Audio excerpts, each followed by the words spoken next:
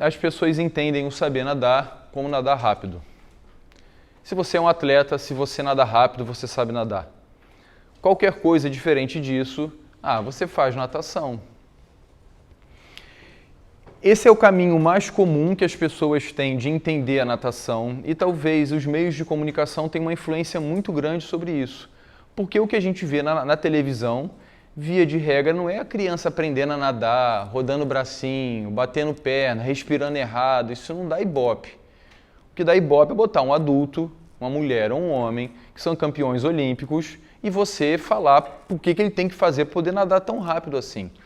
Só que as pessoas não entendem que da idade de 2, 3 anos até a idade de 20 anos, existe uma lacuna gigantesca que precisa ser preenchida com alguma coisa.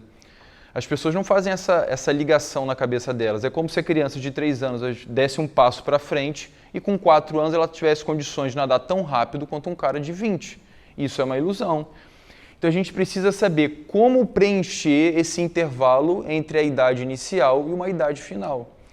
Como a nossa escola de natação está preocupada com saúde e não com desempenho esportivo, a gente deveria querer que esse aluno ficasse ad eterno com a gente. Porque a gente acredita que isso é importante para ele, isso é importante para a gente enquanto instituição. A gente precisa pagar a escola de natação, precisa pagar os professores. Então, que estratégias eu vou fazer, eu vou criar para que aquela criança que entrou lá com natação para bebê, 6, 5 meses, permaneça até a idade adulta.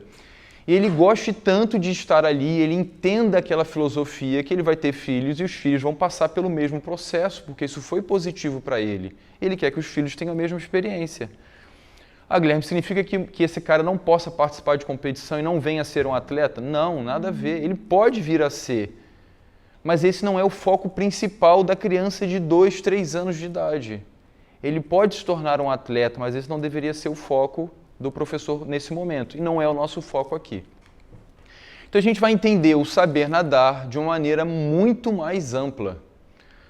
O saber nadar tem que envolver você ter controle do seu corpo dentro da água, você entender o que fazer para poder nadar mais rápido, você entender o que fazer para poder saltar, girar, respirar, se deslocar, afundar, voltar para a superfície. Você tem que entender o que fazer para poder nadar 10 quilômetros.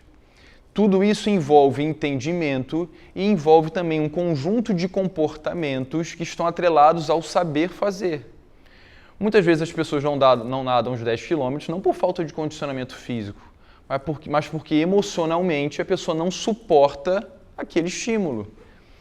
Então, o que eu tenho que suportar? Que comportamentos eu deveria ter? Que atitudes eu devo ter? O que eu tenho que entender e o que eu tenho que saber fazer para que eu realmente entenda a natação de uma maneira mais ampla?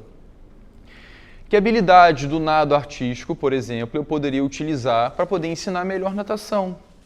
Que habilidade do polo aquático eu poderia saber para poder ensinar melhor natação?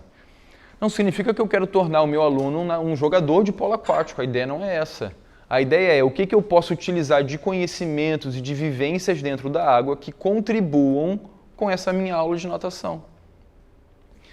O que eu posso ensinar para o meu aluno para que ele olhe para o mar e perceba, opa, hoje não dá para brincar aí não. Se eu entrar eu vou morrer afogado.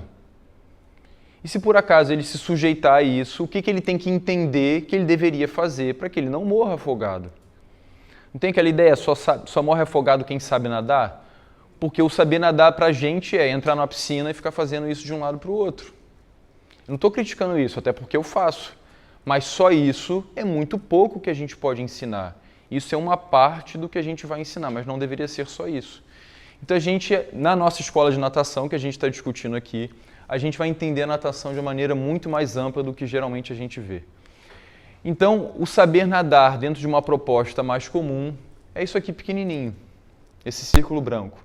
E a gente quer ampliar essa ideia do que é saber nadar. A gente quer criar mais oportunidades. Por que isso é importante? Se eu não entendo saber nadar de uma maneira mais ampla, a gente não sabe o que ensinar dos 3 até os 70 anos. Aí o que acontece? A criança aprende a nadar com 6 anos e depois só faz condicionamento físico. Que é nadar, aí se torna chato. porque ela até alguns momentos antes ela brincava, ela se divertia na piscina e aprendia, que foi algum de vocês que falou isso. Ela brincava e aprendia, e agora ela nem brinca e nem aprende. Ela só fica fazendo isso de um lado para o outro. Isso às vezes para um adulto é maçante, imagina para uma criança. A gente tem tanto problema que está nadando, está pensando nos problemas. É uma forma de catarse, você está esquecendo daquilo, você está refletindo, não sei o quê, mas a criança não tem isso. Ela está preocupada com agora. A gente que sofre por antecipação e está preocupado com amanhã, com depois e depois. Então são momentos diferentes. Em algum momento essa ideia comum pode acontecer, lógico, mas talvez depois, não trazer isso mais para cedo. Então, se eu entendo a natação dessa maneira mais global, eu posso ensinar tanta coisa que pode ser que uma vida inteira não seja suficiente para poder ensinar tudo. Tradicionalmente, como o saber nadar é aquele círculo pequeno, branco, a adaptação ao meio aquático ela é menor ainda. Ela é muito mais enxuta. Se a gente tem uma ideia de saber nadar muito maior, a nossa adaptação ao meio aquático também será muito maior. Eu posso ter pessoas que não sabem nadar os nados formais ou os nados competitivos, mas têm extrema habilidade dentro da água. Porque se elas fizeram uma boa adaptação ao meio aquático, elas têm condições de não morrer afogada, de se deslocar, de fazer tudo que pode ser feito dentro da água. Mas se a pessoa fez essa ideia da adaptação ao meio aquático mais comum, que é preocupada só com os nados, possivelmente ela não sabe nada, porque ela só foi preparada para poder aprender crawl, costas, peito e borboleta. Ela não foi preparada para estar dentro da água, para ter experiência dentro da água. E isso dá uma diferença muito grande em termos de aprendizagem. Então não é porque uma criança é melhor do que a outra, é porque as oportunidades que foram passadas para elas também são diferentes.